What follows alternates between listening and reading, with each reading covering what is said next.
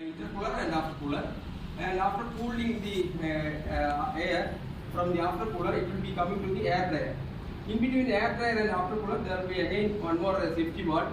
It is set for 8 kg pressure, and after dryer there will be unloading system. It also we will be detailed discussion on this unloading system, how it is working. And after this unloading system, before NRB, before main air receiver, we are having another one more safety valve.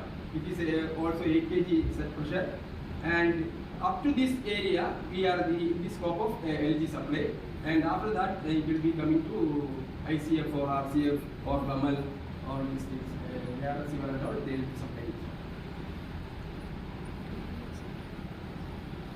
And exhaustive test we are conducting before